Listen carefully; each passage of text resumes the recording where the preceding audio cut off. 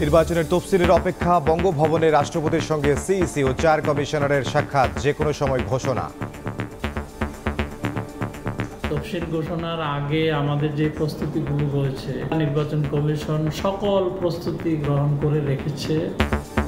গাজীপুরে 5টি, বাগেরহাটের 4টি আসনে বহাল রাখলেন আপিল বিভাগ। লিফট আপিল মহামান্য আপিল আদালত খারিজ করে দিয়েছে। বাগেরহাটের 4টি সংসদীয় আসন আজ থেকে এই মুহূর্ত থেকে পুনর্বহাল হলো। গাজীপুরে যে 5টি আসন ছিল, সেই 5টি আসনে এবার নির্বাচন হবে। দেখছিলেন প্রধান শিরোনাম। দুপুরের সময় সঙ্গে আছে আমি ইমদাদুল হক।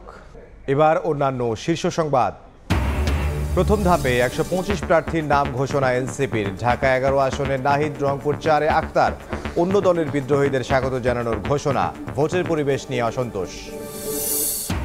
প্রকৃত সংস্কার বোঝে না নতুন রাজনৈতিক দল, ক্ষমতায় যাওয়ার সিঁড়ি ভাবছে অনেকে। মন্তব্য মির্জা আব্বাসের। দেশ গড়তে বিএনপির কাছ থেকে পরিকল্পনা নেয়ার আহ্বান। জুলাই হত্যাযজ্ঞ মামলায় সজীব ওয়াজেদ জয়কে হাজির হতে পত্রিকায় বিজ্ঞপ্তি দেওয়ার নির্দেশ ট্রাইব্যুনালের। সালমান আনিসুরের বিরুদ্ধে অভিযোগ গঠনের শুনানি 17 ডিসেম্বর। মানবাধিকার ইস্যুতে বাংলাদেশে আর কোনো বিদেশি নিষেধাজ্ঞার শঙ্কা নেই, জানালেন পররাষ্ট্র উপদেষ্টা। শেখ হাসিনাকে ফেরত দেওয়ার বিষয়ে ভারতকে উদ্যোগ নেয়ার আহ্বান।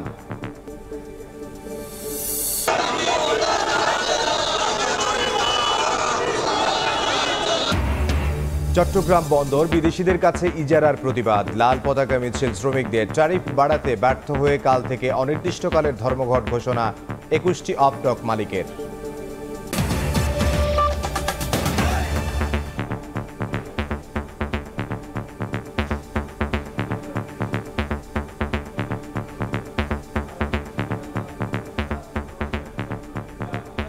ত্রয়োদশ জাতীয় সংসদ নির্বাচন ও গণভোটের তফসিল ঘোষণার সব প্রস্তুতি সম্পন্ন করেছে ইসি।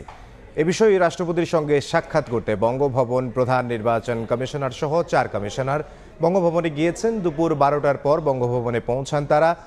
বিটিভি ও বাংলাদেশ বেতারে রেকর্ডের পর যে কোনো সময় তফসিল ঘোষণা করবেন প্রধান নির্বাচন কমিশনার। এর আগে নির্বাচনের সার্বিক প্রস্তুতি জানাতে প্রধান উপদেষ্টার সঙ্গে সাক্ষাৎ করেন এএমএম নাসির উদ্দিন কমিশন।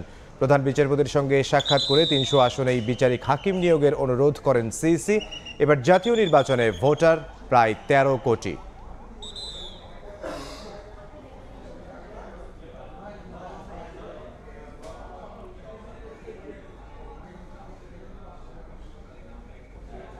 এই মুহূর্তে বঙ্গভবনের সামনে আছেন সহকর্মী কাউসারা চৌধুরী কুমু। সরাসরি যাব তার কাছে।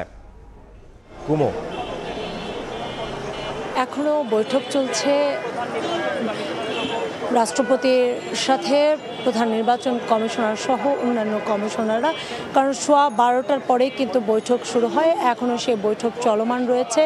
আলোচনা চলছে ভোটের তারিখ নিয়ে, ভোটের প্রস্তুতি নিয়ে, কারণ যেহেতু জাতীয় নির্বাচন এবং গণভোট একই সাথে অনুষ্ঠিত হবে এবারই প্রথমবারের মতো, সেক্ষেত্রে নির্বাচনের সার্বিক প্রস্তুতি নিয়ে কথা জানাচ্ছেন। আমরা এই মুহূর্তে দেখছি যে বৈঠক শেষ হয়ে গেছে এবং বৈঠক শেষে কিন্তু নির্বাচন কমিশনারদের গাড়িগুলোও বঙ্গভবন থেকে বের হচ্ছে, একে একে বের হচ্ছে গাড়ি। আপনারা দেখতে পাচ্ছেন, আমরা দেখছি যে অর্থাৎ বৈঠক শেষ হয়ে গেছে এবং বৈঠক শেষের পরে কিন্তু কমিশনাররা ইতোমধ্যে বঙ্গভবন থেকে বের হয়ে যাচ্ছেন। দেখছেন যে প্রথমেই প্রধান নির্বাচন কমিশনারের গাড়ি বহরের সামনে পুলিশ ফোর্স মোতায়েন রয়েছে এবং তারা যাচ্ছেন। আমরা হয়তো কথা বলতে চাবো যে কী ধরনের আলোচনা হলো রাষ্ট্রপতির কাছে এবং রাষ্ট্রপতির কাছে কোনো ধরনের সহযোগিতা চাইলেন কিনা নির্বাচনকে কেন্দ্র করে, সে বিষয় নিয়েও আমরা জানতে চাইব। কারণ প্রায় 1.5 ঘন্টার মতো তারা বৈঠক করেছেন যেহেতু এবার ভোটের একটু ভিন্নতা নিয়ে এসেছে এবারে নির্বাচনে, ত্রয়োদশ জাতীয় সংসদ নির্বাচনে। কারণ আমরা দেখেছি যে এবার ভোটের সময় বৃদ্ধি করা হয়েছে 1 ঘন্টা, কারণ 7:30 থেকে থেকে শুরু করে 8:30 পর্যন্ত এই ভোটের সময় চলছিল। আমরা চেষ্টা করছি একটু মানে কথা বলার জন্য নির্বাচন কমিশনের সাথে, কিন্তু তারা আসলে কথা বলতে কিছুটা অস্বীকৃতি জানালেন। আপনারা দেখছেন গাড়ি বহরগুলো বেরিয়ে যাচ্ছে, কারণ প্রথা অনুযায়ী প্রতিবারই তফসিলের আগে বঙ্গভবনের রাষ্ট্রপতির সাথে দেখা করে নির্বাচন কমিশনে। এই প্রথা অনুযায়ী তারাও কিন্তু এসেছিল, এবার নাসিরউদ্দিন কমিশনে এসেছিলেন এবং তাদের যে প্রস্তুতি, ভোটের প্রস্তুতি, সেই প্রস্তুতি তারা অবহিত করলেন। দেখছেন আপনারা যে আসলে বৈঠক শেষ হয়েছে, গাড়ি বহরও বের হয়ে গেলেন এবং ভোটের যেহেতু এইখান থেকে বের হয়েই তারা রেকর্ড করবেন জাতির উদ্দেশ্যে যে ভাষণটি দিবেন সেই ভাষণের জন্য, এবং সেই ভাষণ রেকর্ড শেষে হয়তো যে কোনো মুহূর্তে তফসিল ঘোষণা করতে পারে নির্বাচন কমিশন, কারণ এই তফসিল ঘোষণার মধ্য দিয়েই আসলে ভোটের ট্রেনে যে উঠে যাওয়ার যে প্রক্রিয়া নির্বাচন কমিশনের, সেই ভোটের ট্রেনে উঠা শুরু করবেন এবং তারপর থেকেই কিন্তু তফসিল ঘোষণার পরে নির্বাচন কমিশন সর্বময় ক্ষমতার অধিকারী হয়ে যাবেন। প্রায় 33টি মন্ত্রণালয় নির্বাচন কমিশনের অধীনে চলে আসবে। বিশেষ করে আমরা যদি বলি যে স্বরাষ্ট্র মন্ত্রণালয় সবচেয়ে বেশি গুরুত্বপূর্ণ, স্বরাষ্ট্র এবং জনপ্রশাসন এই দুটি মন্ত্রণালয় গুরুত্বপূর্ণ ভূমিকা রাখবে, কারণ এখানে আইনশৃঙ্খলা বাহিনী এর বড় অবদান থাকবে, কারণ ভোটের মাঠ যাতে শান্তি শৃঙ্খলাভাবে সুষ্ঠুভাবে ভোট নির্বাচন অনুষ্ঠানে আয়োজন করতে পারে। এবং ইতোমধ্যে কিন্তু এখনও ভোটের যে চূড়ান্ত পরিবেশ সেটি কিন্তু এখনও নিশ্চিত হয়নি। আমরা কিছুদিন আগেও কমিশনকে বলতে দেখেছি যে ভোটের পরিবেশ উন্নতির দিকে, কিন্তু চূড়ান্ত পর্যায়ে যে উন্নতি, সেই উন্নতি আমরা শুনিনি কমিশনের কাছ থেকে, সেই ধরনের কোনো বক্তব্য পাইনি। অর্থাৎ তফসিল ঘোষণার পরেই সমস্ত ক্ষমতা নির্বাচন কমিশনের হাতে চলে আসবে এবং নির্বাচন কমিশন বারবার বলেছে যে তফসিল ঘোষণার পরে যে বিশেষ করে যে পোস্টার যে ছড়াছড়ি আছে রাজধানী সহ সারা দেশে, সেটি 48 ঘন্টার মধ্যেই তারা কঠোরভাবে নির্দেশনা দিবেন রাজনৈতিক দলগুলোকে, যাতে করে তারা তাদের বিলবোর্ড, পোস্টার এগুলো যেন সরিয়ে ফেলা হয়, কারণ এবারের ভোটে পোস্টার নিষিদ্ধ করা হয়েছে। বিশেষ করে রাজনীতিবিদরা কোনো তাদের নির্বাচনী প্রচারণায় পোস্টার ব্যবহার করতে পারবে না। এটি এবারই প্রথমবারের মতো এ ধরনের সিদ্ধান্ত নেওয়া হয়েছে।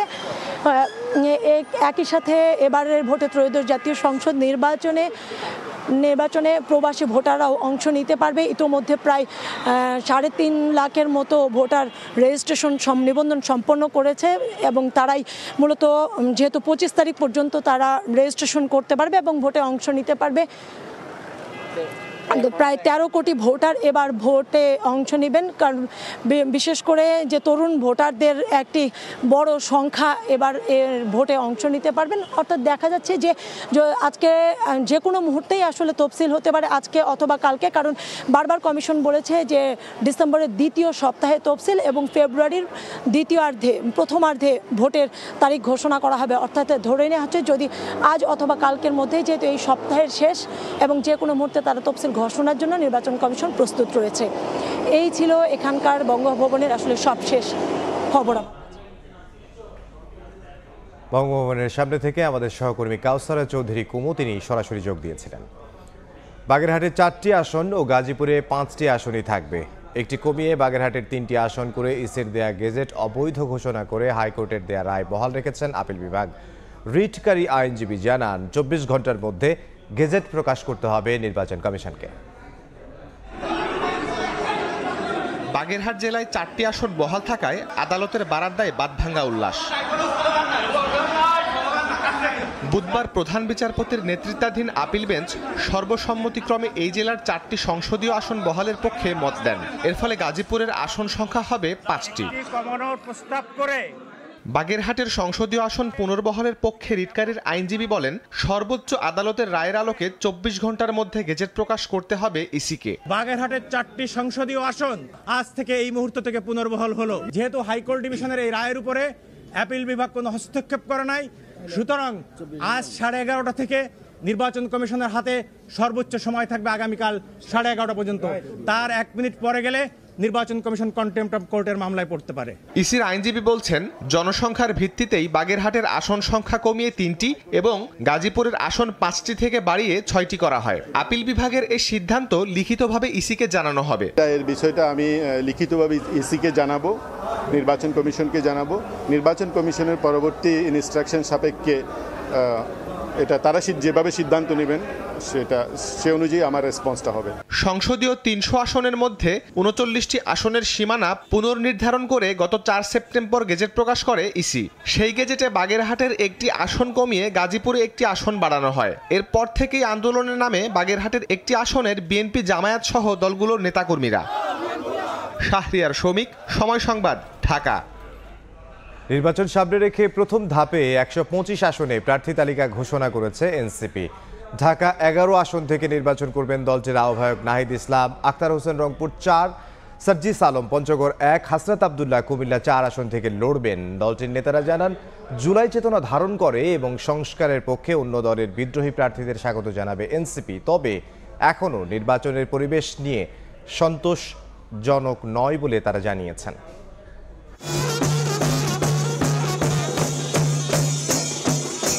দেশে বইছে নির্বাচনী হাওয়া। আসনগুলোতে নিজ নিজ প্রার্থীর নাম ঘোষণা করছে রাজনৈতিক দলগুলো। বুধবার সকালে রাজধানীর বাংলা মোটরে অস্থায়ী কার্যালয়ে ত্রয়োদশ জাতীয় সংসদ নির্বাচনে ১২৫ প্রার্থীর নাম ঘোষণা করে জাতীয় নাগরিক পার্টি এনসিপি। জাতীয় নাগরিক পার্টি এনসিপি প্রাথমিকভাবে জানানো হয়, ঢাকা ১১ থেকে ভোটে লড়বেন দলের আহ্বায়ক নাহিদ ইসলাম। এছাড়া সদস্য সচিব আখতার হোসেন রংপুর ৪, সার্জিস আলম পঞ্চগড় ১, হাসনাত আবদুল্লাহ নির্বাচন করবেন কুমিল্লা ৪ আসন থেকে। অন্যদের মধ্যে ঢাকা ১৮-তে নাসির উদ্দিন পাটোয়ারি, নরসিংদী ২, সরোয়ার তুষার, নোয়াখালী ৬, আব্দুল হান্নান মাসুদ ও ঢাকা ৯ আসন থেকে ভোটের লড়াই করবেন তাসনিম জারা। তালিকায় চমক হিসেবে নাম আছে জুলাই অভ্যুত্থানে আহত যোদ্ধা খোকন চন্দ্র বর্মনের। তিনি নির্বাচন করবেন শেরপুর ২ আসনে।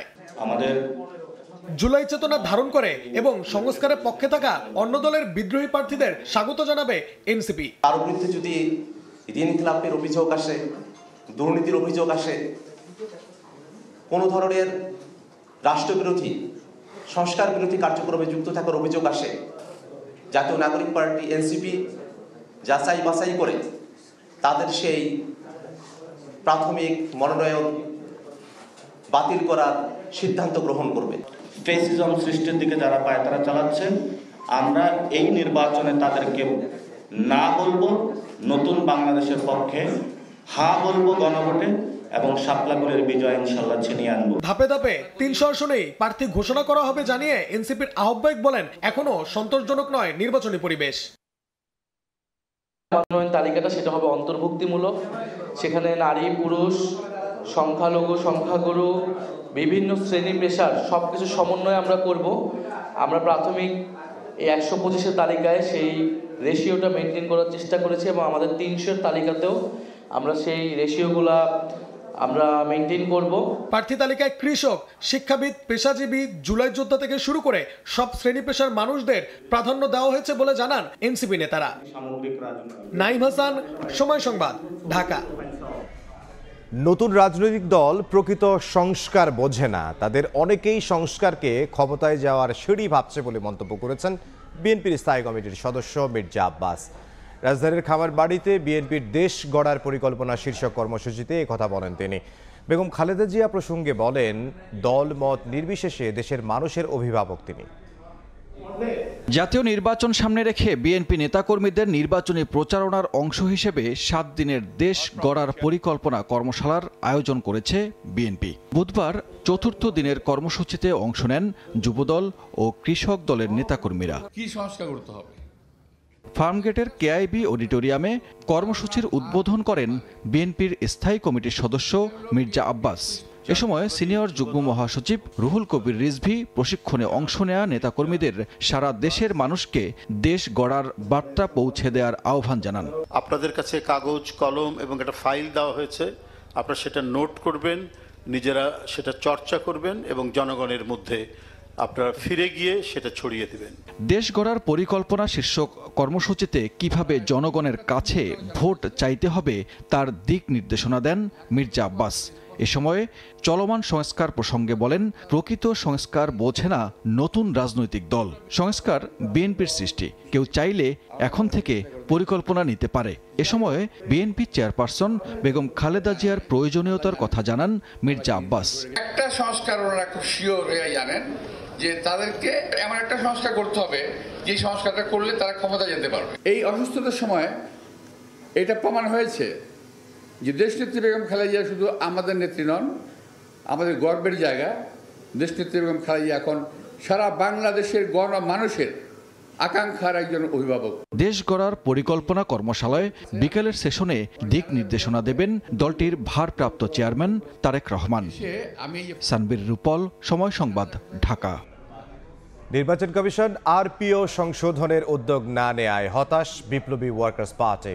সকালে রাজধানীর সেগুনবাগিচায় সংবাদ সম্মেলনে এই হতাশা জানান দলটির সাধারণ সম্পাদক সাইফুল হক। নির্বাচনী কার্যক্রমে বিভিন্ন মাফিয়া চক্র যুক্ত হয়েছে জানিয়ে আগামী সংসদও কালো টাকার মালিক এবং মাফিয়াদের অংশীদারিত্বে পরিণত হতে পারে বলে মন্তব্য করেন তিনি আরও বলেন, আসন্ন নির্বাচন বিতর্কিত হলে দায় নিতে হবে সরকার ও ইসিকে।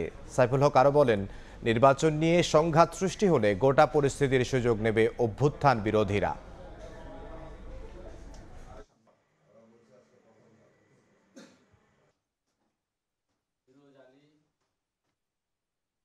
বিপ্লবী ওয়ার্কার্স পার্টি সহ অনেকগুলো গুরুত্বপূর্ণ রাজনৈতিক দল আরপিওর বিভিন্ন প্রশ্নে আপত্তি সমালোচনা করলেও এখনো পর্যন্ত সংশোধনের কোনো তৎপরতা আমরা লক্ষ্য করছি না। আমরা তীব্র প্রতিবাদ জানাই এবং আমরা নিন্দা জানাই পুরনো আমলের মতন আগামী জাতীয় সংসদও কালো টাকার মালিক, বিত্তবান, সন্ত্রাসী, মাফিয়া বা লুটেরা তাদের এক ধরনের ক্লাবে পর্যবেসিত হতে পারে। আমাদের ভয়ের জায়গাটা হচ্ছে এইখানে। বিএনপি চেয়ারপারসন বেগম খালেদা জিয়ার শারীরিক অবস্থা এখনও অপরিবর্তিত। এভার কেয়ারেই চলছে তার চিকিৎসা। এই মুহূর্তে সেখানে আছেন সহকর্মী আল আমিন তুষার। সরাসরি যাব তার কাছে। তুষার, বেগম খালেদা জিয়ার শারীরিক অবস্থা এখনো পর্যন্ত কিন্তু স্থিতিশীলই রয়েছে, অর্থাৎ তেমনভাবে উন্নতি বা অবনতির কোনো ধরনের খবরাখবর কিন্তু আমরা পাইনি। আমরা নতুন যে তথ্যটি একটি পাওয়া গেছে সেটা হলো, যেমনটা আসলে এটা আসলে পুরোপুরি নতুন তথ্য বলা যায় না, কেননা জুবাইদুর রহমান দেশে আসার পর থেকে সাধারণত আমরা যেটা দেখেছি উনি বিকেল 3:30-4টা নাগাদ কিন্তু এখানে আসেন এবং তার আগ পর্যন্ত কিন্তু এমন নয় যে অন্যান্য চিকিৎসকরা থাকেন না। যে 20 সদস্যের যে মেডিকেল টিম গঠন করা হয়েছে তাদের সার্বক্ষণিক যেই জায়গা তাদের জায়গা থেকে তারা কিন্তু কাজ করেন এবং তাদের তত্ত্বাবধানে নিবিড় পর্যবেক্ষণের মধ্যেই কিন্তু বেগম খালেদা জিয়া রয়েছেন। যেমনটা আসলে দর্শক আপনারা নিশ্চয়ই জানেন যে দীর্ঘদিনের পুরনো যে লিভারের যে জটিলতা নিয়ন্ত্রণে থাকলেও কিডনির সমস্যা নিয়ে মেডিকেল বোর্ডের কিন্তু এখনো উদ্বেগ রয়েছে। যেমনটা আমরা এখনো পর্যন্ত জানতে পেরেছি, খালেদা জিয়ার বয়সজনিত এবং বহুমুখী জটিলতার কারণে চিকিৎসাটা আসলে সময় সাপেক্ষ, এমনটাই কিন্তু বারবার করে জানানো হচ্ছে এবং ডায়ালিসিস এখনো চলমান রয়েছে এবং কিডনির অবস্থা ঝুঁকিপূর্ণ সীমার কাছাকাছি, যার কারণে আসলে তাকে বিদেশে নিয়ে যাওয়ার ব্যাপারে যে সিদ্ধান্ত সেটি নিয়ে একটু দোলাচলে রয়েছে মেডিকেল বোর্ডের একজন চিকিৎসকের সঙ্গে আমাদের একটু কথাবার্তা হচ্ছিল। তিনি আমাদেরকে যেমনটা বলছিলেন যে এই বয়সজনিত কারণেই কিন্তু একটি রোগের সেরে উঠলে অন্য আরেকটি রোগের ধরা পড়ছে, এরকম একটা পরিস্থিতিতে তিনি রয়েছেন, এমনটা কিন্তু আমরা এখনো পর্যন্ত জানতে পেরেছি এবং সিসিইউতে অ্যাডভান্স চিকিৎসার মধ্যেই কিন্তু তিনি রয়েছেন। ওষুধের মাত্রা, প্রকার এগুলো সময় মতো পরিবর্তন করা হচ্ছে। এর বাইরেও যেহেতু তাকে ভিভিআইপি পার্সন হিসেবে ঘোষণা করা হয়েছে, তারপর থেকে কিন্তু এসএসএফ থেকে শুরু করে তাকে কেন্দ্র করে এভার কেয়ার হাসপাতালের পুরো আশপাশের অংশ জুড়ে আইন শৃঙ্খলা রক্ষা বাহিনীর সদস্যদের একজন ভিভিআইপি পার্সনকে যে ধরনের প্রোটোকলে রাখা উচিত সেই প্রোটোকল কিন্তু রাখা হয়েছে এবং সেরকম যে নিরাপত্তার চাদরে কিন্তু পুরো এভার কেয়ার হাসপাতালের যে এলাকা সেটি কিন্তু ঢেকে রাখা হয়েছে এবং আমরা দেখেছি যে পিজিআর এর যারা সদস্যরা রয়েছেন তাদের থেকে এবং পুলিশ সদস্যদেরকে দেখেছি, বিজিবি সদস্যদেরকে আমরা দেখেছি, তারা কিন্তু তাদের দায়িত্ব পালন করছেন। তো এখনো পর্যন্ত এই ছিল আমার কাছে এভার কেয়ারের সামনে থেকে সবশেষ তথ্য। রাজধানীর এভার কেয়ার হসপিটালের সামনে থেকে আমাদের সহকর্মী আল আমিন তুষার। বিদেশি আইনজীবী নিয়োগ চান আনিসুল হক ও সালমান এফ রহমান। যুক্তরাজ্য থেকে দুজন আইনজীবী আনতে ট্রাইব্যুনালে আলাদা দুটি আবেদন করেন তারা। চিফ প্রসিকিউটর বলেছেন, বিদেশি আইনজীবী নিয়োগের সুযোগ রয়েছে, তবে সেটি আইনি শর্ত সাপেক্ষে। এদিকে আরেক মামলায় সজীব ওয়াজেদ জয়কে হাজির হতে পত্রিকায় বিজ্ঞপ্তি দেওয়ার নির্দেশ দিয়েছেন ট্রাইব্যুনাল। আনুষ্ঠানিক বিচার শুরুর আগে বিদেশি আইনজীবী নিয়োগ চেয়ে ট্রাইব্যুনালে আবেদন করেছেন সাবেক আইনমন্ত্রী আনিসুল হক ও সালমান এফ রহমান। বুধবার জুলাই হত্যাযজ্ঞের মামলায় হাজির করা হয় আনিসুল হক ও সালমান এফ রহমানকে। তাদের পক্ষ থেকে যুক্তরাজ্য থেকে 2 জন আইনজীবী আনার আবেদন করা হয়। এই মামলার অভিযোগ গঠনের শুনানির দিন ধার্য করা হয়েছে 17 ডিসেম্বর। তারা বিদেশি আইনজীবী নিয়োগ করতে চান, সেই জন্য জেল অথরিটিকে যেন নির্দেশ দেওয়া হয় প্রয়োজনীয় ফর্মালিটিস কমপ্লিট করার জন্য। আমরা বলেছি কোর্টের কাছে যে এই অ্যাপ্লিকেশনটা মিসকনসিপ্ট, এটা আইনটা ফলো করে করা হয়নি। কোর্ট পারমিশন দিতে পারবেন বিদেশি আইনজীবীর জন্য যদি তাদের পূর্ব অনুমতি থাকে বার কাউন্সিল থেকে। প্রায়র পারমিশন শব্দটা এখানে আছে। বাংলাদেশ বার কাউন্সিল যদি অনুমতি দেয় তাহলে আইনজীবী নিয়োগ করার কোনো বাধা থাকবে না। তো আমরা সেই দরখাস্ত করার পরে রাষ্ট্রপক্ষ আপত্তি দিয়েছে। আইনের ব্যাখ্যা কোর্ট শুনেছেন। তো কোর্ট ট্রাইব্যুনাল বলেছেন যে আমরা আইন পর্যালোচনা করে পরবর্তী পর্যায়ে আদেশ প্রদান করব। এদিন ইন্টারনেট বন্ধ করে হত্যাযজ্ঞে সহায়তা, লাশ ও আলামত গুমের মামলায় হাজির করা হয় সাবেক আইসিটি প্রতিমন্ত্রী জুনায়েদ আহমেদ পলককে। আর উপস্থিত না হওয়ায় হাসিনা পুত্র সজীব ওয়াজেদ জয়কে হাজির করতে পত্রিকায় বিজ্ঞপ্তি দেওয়ার নির্দেশ দেওয়া হয়। আইসিটি মন্ত্রণালয় বাংলাদেশের গণহত্যাকে আড়াল করার জন্য ইন্টারনেট বন্ধ করে সারা বাংলাদেশে গণহত্যাকে যেভাবে ফ্যাসিলিটেট করেছিল, গোটা দুনিয়ার কাছ থেকে এই গণহত্যার তথ্য লুকানোর চেষ্টা করেছিল, সেটার মাস্টারমাইন্ড কিন্তু সে সজীব ওয়াজেদ জয়, এবং সেটা বাংলাদেশে থেকে এই পরিকল্পনার বাস্তবায়ন করেছেন জুনায়েদ আহমেদ পলক। সুতরাং তার বিচার আইন অনুযায়ী বাংলাদেশের আদালতে হবে, এটা আইনে খুব সুস্পষ্টভাবে বলা আছে। এদিকে জুলাই গণঅভ্যুত্থানের প্রথম শহীদ আবু সাইদ হত্যা মামলায় সাক্ষ্য দিয়েছেন আরও 2 জন। এ নিয়ে মামলায় সাক্ষ্য দিলেন 24 জন। আফজাল হোসেন, সময় সংবাদ, ঢাকা। মানবাধিকার ইস্যুতে কোনো বিদেশি নিষেধাজ্ঞার শঙ্কা নেই বলে জানিয়েছেন পররাষ্ট্র উপদেষ্টা মোহাম্মদ তৌহিদ হোসেন। দুপুরে পররাষ্ট্র মন্ত্রণালয়ে গণমাধ্যম কর্মীদের তিনি জানান, গোয়েন্দা সংস্থা ডিজিএফআই এর বিলুপ্তির কোনো সুযোগ নেই। ভারত রাজি না হলে শেখ হাসিনাকে ফেরত আনা সম্ভব নয় বলেও মন্তব্য করেন উপদেষ্টা।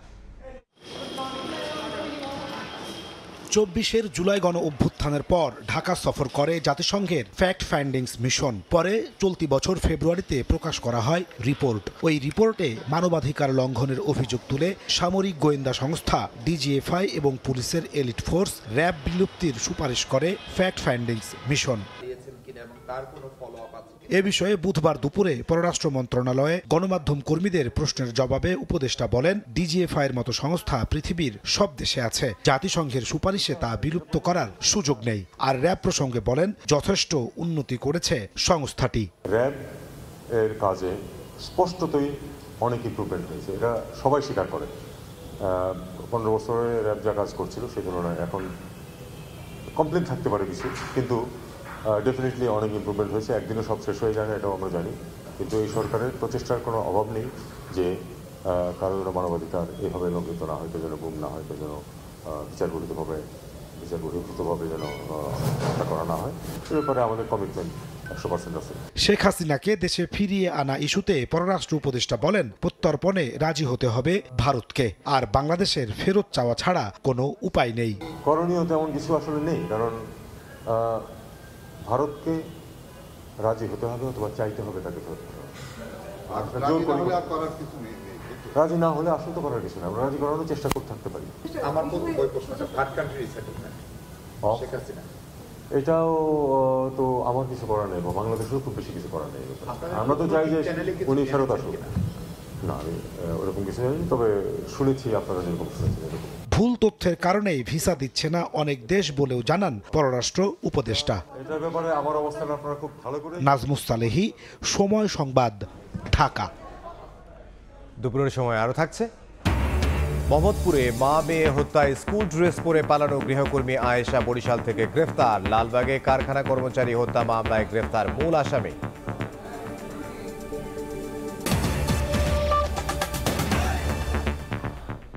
অ্যাজমা, হৃদরোগ ও ক্যান্সার আক্রান্ত রোগীদের হজে যেতে নিষেধাজ্ঞা দিয়েছে সৌদি আরব।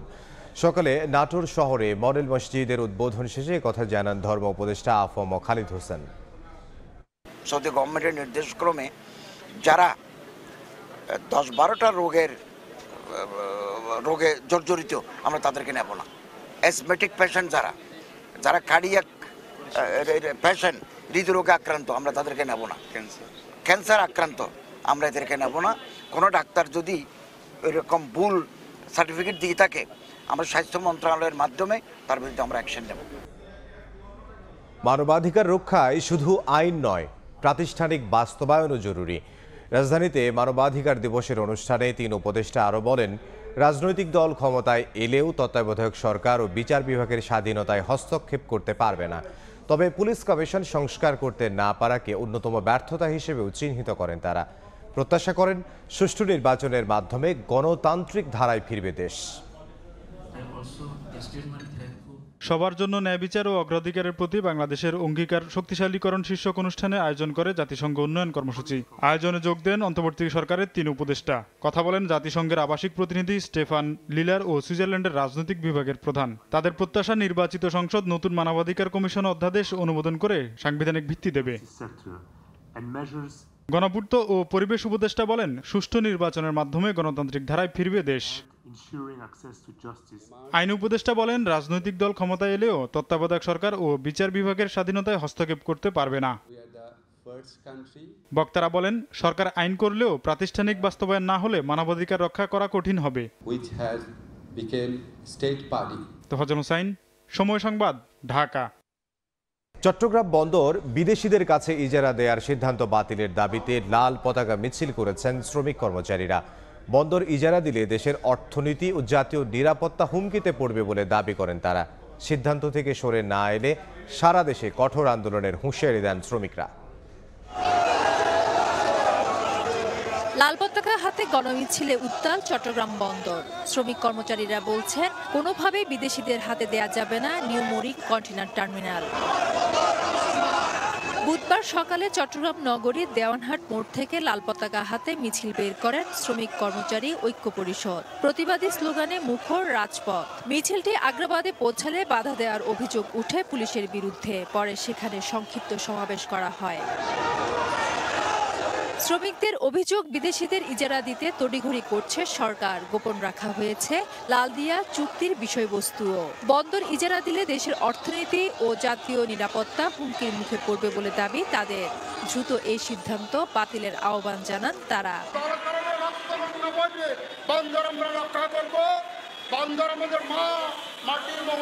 দিল্লি আসে 250 কোটি টাকা কারা চাঁদানে, এটার গডফাদার হচ্ছেন আপনারা। আপনারা হিসাব দিতে হবে, নাইলে আপনাদের বিরুদ্ধে শ্রমিক কর্মচারীরা কঠোর কর্মসূচি নেবে। এটা আমরা কোনো অবস্থাতেই আমরা মেনে নিব না। আমরা চাচ্ছি আজকে এটা পরিচালনা করতেছেন নৌবাহিনী, আমাদের মাধ্যমে নৌবাহিনীর মাধ্যমে পরিচালনা হোক, কিন্তু আমরা বাইরের কারোকে এটা দিব না। এই সময় বন্দরের ঘুষ লেনদেন নিয়ে নৌ উপদেষ্টার বক্তব্যের প্রতিবাদ জানান শ্রমিক কর্মচারীরা।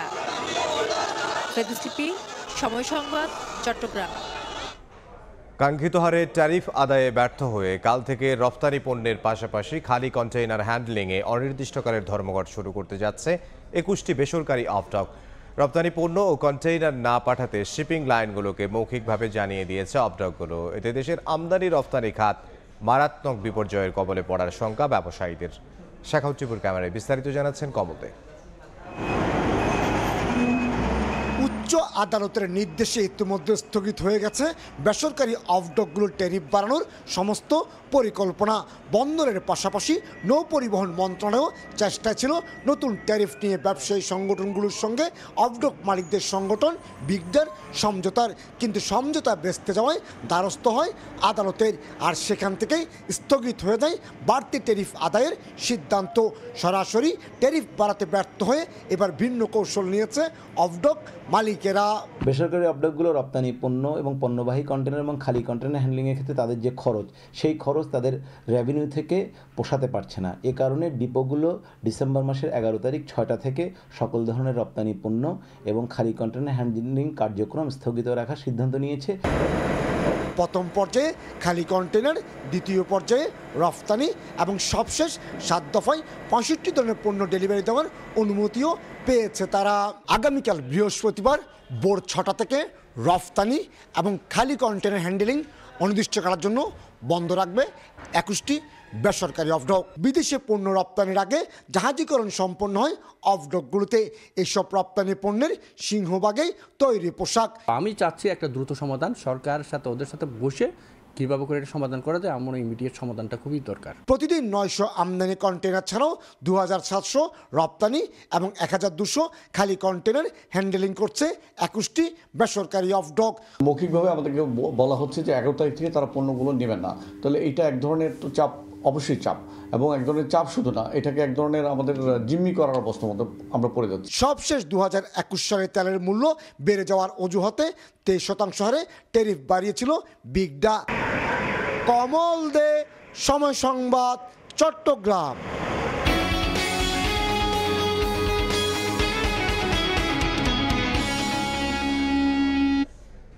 বিদেশিদের দেয়া ধারে অর্থনীতি এগোবে না, টেকসই অর্থনৈতিক উন্নয়নে রাজস্ব আয় বাড়ানোর বিকল্প দেখছে না অর্থ উপদেষ্টা। এজন্য জাতীয় ভ্যাট দিবসের অনুষ্ঠানে আদায় পদ্ধতির আধুনিকায়নেরও তাগিদ দেন তিনি। এ সময় কর ফাঁকি রোধে প্রশাসনিক কাঠামো পরিবর্তনের পরিকল্পনার কথা জানান এনবিআর চেয়ারম্যান। দীর্ঘদিন ধরেই বাংলাদেশের কর জিডিপির অনুপাত 7% ঘরেই ঘোরাফেরা করছে, যা দক্ষিণ এশিয়ায় সর্বনিম্ন। পাশের দেশ ভারত, নেপালে এই হার 20%-এর ওপরে, যদিও আন্তর্জাতিক মান ধরা হয় 15%। এজন্য ভ্যাট ট্যাক্স আদায়ে অস্বচ্ছতাকে দায়ী করছেন অর্থ উপদেষ্টা। যদি কোনো কারচুপি না হয় এবং ভ্যাট যেত আপনি বা আমি যদি ভ্যাট দিই যদি সরকারের কোষাগারে যেন পৌঁছায়, আমাদের দেশে একটা দুঃখজনক ব্যাপার হচ্ছে ভ্যাট তো অনেক সময় পৌঁছায় না। বুধবার ভ্যাট দিবসের এই অনুষ্ঠানে বিদেশি ঋণ নির্ভরতা টেকসই অর্থনীতির অন্তরায় বলে মন্তব্য করেন অর্থ উপদেষ্টা।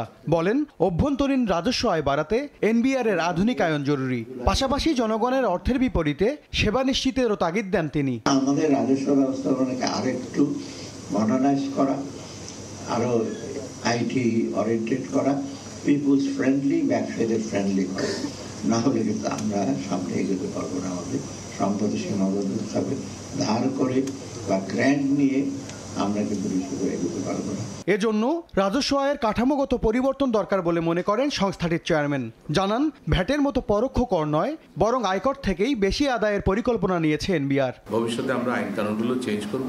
আমাদের বিভিন্ন সমিতি আছে, তাদের কাছে তথ্য আছে কি পরিমাণ ব্যবসায়ী ব্যবসা করে, এবং সেইগুলোকে যদি আমরা নেটে নিয়ে আসতে পারি। আমি যখন 3 কোটি থেকে 50 লাখ টাকা নিয়ে আসলাম, তখনই আমার রেজিস্টার্ড ভ্যাট পেয়ারের সংখ্যা 5 লাখ থেকে 50 লাখ হয়ে যাওয়ার কথা, কারণ সবাইকে নিয়ে আসছি। আগামীতে ব্যবসা সহজ করতে কাস্টমসকে কেবল নিরাপত্তার জন্য ব্যবহার করতে চায় এনবিআর। ব্যবসা সংক্রান্ত সব সেবা অনলাইনেই সম্পন্ন হবে বলে জানান চেয়ারম্যান।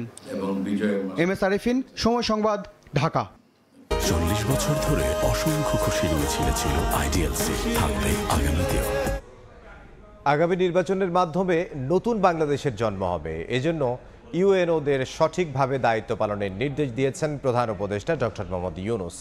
সকালে রাষ্ট্রীয় অতিথি ভবন যমুনা থেকে সারা দেশের ইউএনওদের সঙ্গে ভার্চুয়াল মতবিনিময়কালে কথা বলেন তিনি। এ সময় প্রধান উপদেষ্টা সারা দেশের ইউএনওদের সঙ্গে কথা বলেন, তাদের কথা শোনেন। পরে বক্তব্যে তিনি বলেন, গণভোটের মাধ্যমে বাংলাদেশের স্থায়ী পরিবর্তনের সুযোগ এসেছে। এ বিষয়ে জনগণকে উদ্বুদ্ধ করতে ইউএনওদের ভূমিকা রাখার নির্দেশ দেন প্রধান উপদেষ্টা। তোমরা বরাবরের মতো আর 5টা নির্বাচনের মতো গটপট্টা নির্বাচনও করতে পারো, করলে এটা আর ঐতিহাসিক হবে না। জাতি সেই ইতিহাসটা ধরতে পারলো না, জাতির ভাগ্যে আর আসলো না। আমরা যে আমাদের পরবর্তী জেনারেশনকে একটা সুযোগ তৈরি করে দিতে যাচ্ছিলাম, সেটা আর আমরা দিতে পারলাম না, আমরা ব্যর্থ হলাম। এটা কেউ ক্ষমা করবে না আমাদেরকে। তো সেই জন্য আজকে সারা দেশের যাদের হাত দিয়ে এই নতুন বাংলাদেশের জন্ম হবে, তাদের সঙ্গে আমি কথা বলতে বসছি। যেহেতু আমরা এক টিম, আমরা যদি কাজ ঠিকমতো করি তাহলে সে নতুন বাংলাদেশ হবে, আর ঠিকমতো না করলে আর পুরানোর চক্করের মধ্যে আমরা থেকে যাব। রাজধানীর মোহাম্মদপুরে মা মেয়েকে হত্যার ঘটনায় অভিযুক্ত গৃহকর্মী আয়েশাকে গ্রেফতার করেছে পুলিশ। সকালে ঝালকাঠির নলছিটি থেকে তাকে গ্রেফতার করে মোহাম্মদপুর থানার একটি টিম। এদিকে লালবাগে কারখানা কর্মচারীকে হত্যার মূল আসামি আবিরকে কেরানীগঞ্জ থেকে আটক করেছে র্যাব। রাজধানীর মোহাম্মদপুরে ফ্ল্যাটে মা মেয়ে হত্যার 2 দিন পর ধরা পড়ল অভিযুক্ত গৃহকর্মী আয়েশা। অথচ নিজেকে আড়াল করতে সব চেষ্টাই করেছিল সে। নিহত নাফিসার স্কুল ড্রেস পরে, স্কুল ব্যাগ কাঁধে নিয়ে, মুখে মাস্ক পরে ভবন থেকে বের হয়ে নিজের অবস্থান পরিবর্তন করে একাধিকবার। কিন্তু বুধবার সকালে ধরা পড়তে হলো পুলিশের জালে। ঝালকাঠির নলছিটি থেকে গ্রেফতার করে তাকে ঢাকায় নিয়ে আসছে মোহাম্মদপুর থানা পুলিশের বিশেষ আভিযানিক দল। এদিকে তুচ্ছ ঘটনাকে কেন্দ্র করে লালবাগে কারখানা কর্মচারী মোহাম্মদ হোসেনকে হত্যার পর পালিয়ে থাকা মূল আসামি আবিরকে কেরানীগঞ্জ থেকে গ্রেফতার করেছে র্যাব। দুপুরে র্যাবের মিডিয়া সেন্টারে সংবাদ সম্মেলনে এ তথ্য জানান বাহিনীর লিগ্যাল অ্যান্ড মিডিয়া উইং এর পরিচালক wing commander AZM Intekhab Chowdhury.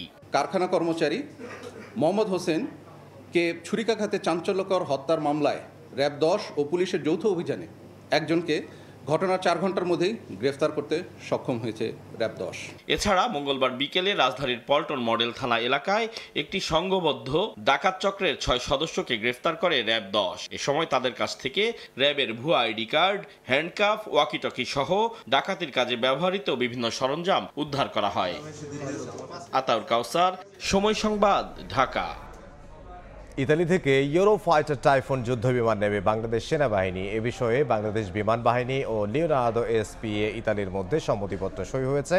সংবাদ বিজ্ঞপ্তিতে আইএসপিএর জানায়, মঙ্গলবার বিমান বাহিনী প্রধান air chief marshal Hasan Mahmud Khan ও বাংলাদেশে নিযুক্ত ইতালির রাষ্ট্রদূত অ্যান্তোনিও আলাসান্দ্রোর উপস্থিতিতে বাংলাদেশ বিমান বাহিনী এবং লিওনার্দো এসপিএ ইতালির মধ্যে লেটার অব ইন্টেন্ট সই হয়। বাংলাদেশ বিমান বাহিনীর সব্যক্ষ সারিতে যুদ্ধে অংশগ্রহণকারী অত্যাধুনিক মাল্টি রোল কম্ব্যাট এয়ারক্রাফটের অংশ হিসেবে ইউরোফাইটার টাইফুন যুদ্ধবিমান সরবরাহ করবে লিওনার্দো এসপিএ।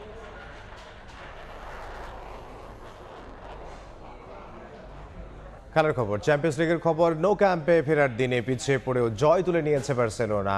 আইনট্রাক্ট ফ্র্যাঙ্কফুর্টকে 2-1 গোলে হারিয়েছে হ্যান্সে ফ্লিক বাহিনী। জোড়া গোল করেছেন জুলস কুন্দে। লা লিগায় দারুণ ফর্মে থাকলেও UCL এ খুব একটা স্বস্তিতে ছিল না কাতালানরা।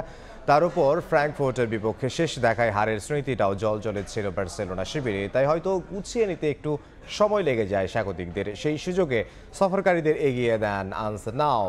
21 মিনিটেই পিছিয়ে পড়ে আবারও হারের সংখ্যায় বার্সেলোনা। প্রথমার্ধ পিছিয়ে থেকেই শেষ করেন তারা। বিরতি থেকে ফিরে কৌশল বদলে সাফল্য পান হ্যান্সে ফ্লিক। 3 মিনিটের এক ঝড়ে ওলটপালট হয়ে যায় ফ্র্যাঙ্কফুর্ট। 50 আর 53 মিনিটে জোড়া গোল করে দলে আনন্দের উপলক্ষ এনে দেন জুলস কুন্দে। অ্যাসিস্টে ছিলেন মার্কাস রাশফোর্ড ও লামিন ইয়ামাল। এ জয়ে প্রথম পর্বে 10 পয়েন্ট নিয়ে 14 নম্বরে আছে বার্সেলোনা।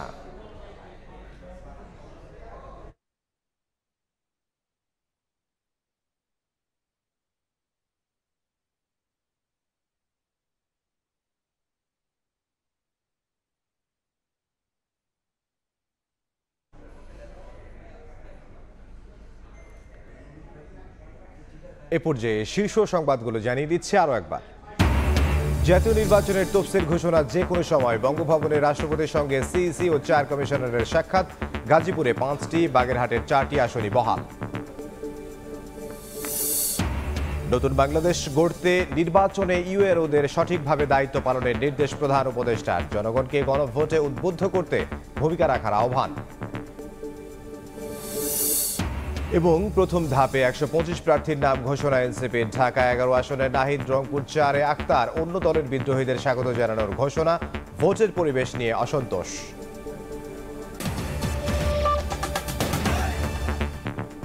এ ছিল দুপুরের সময়ে। এরপর বিকেল 3টার সময় সংবাদ নিয়ে আসছি কিছুক্ষণ পর। সঙ্গে থাকুন সবাই।